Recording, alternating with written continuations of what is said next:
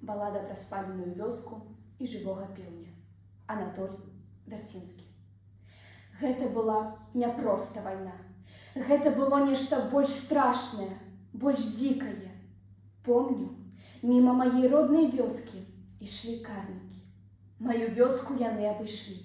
А праз нейкі час мы пачулі страляніну. Убачылі дым, чорныя клубы дыму. Назаўтра мы даведаліся, што спалена вёска Кісялёва. Вы знойдзеце гэтую назву на могілках вёскі ў хатыні. А жыхары яе забіты, ад старога да малога. І яшчэ мы пачулі жахлівы расказ пра тое, як некалькі дзён дыхала магіла, куды карнікі скідалі кісялёўцаў, як крычаў на вогнішчах сцічэлы певень.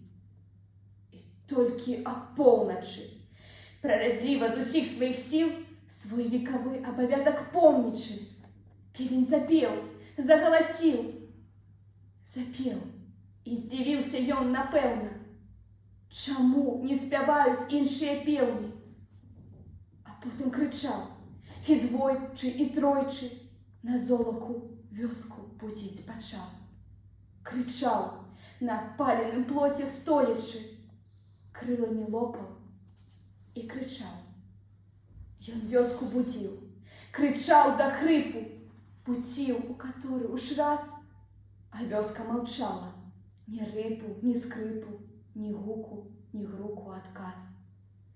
Ён вёску будзіў, галасіў адчайна, пакуль не здзічэў, пакуль не знямеў, а вёска маўчала.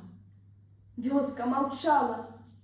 Яна ўж не чула той ранішні спеў. Быў дзень вызвалення, дзень перамогі вячыстай. Вярталіся людзі да мірных спраў і сноў.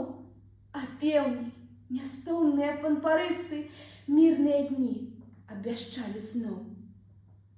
Будзяць яны на досвідку сёлы, і ў сёлах пачынаецца рух. Яны, жывыя сёлы, не соні, спяшаюцца рана на ніву і луг. З пеўнямі сёлы прачынаюцца, толькі нічым не разбудзіш яе. Вёску, дзе ранак інакш пачынаецца. Вёску, дзе певень больш не пяе.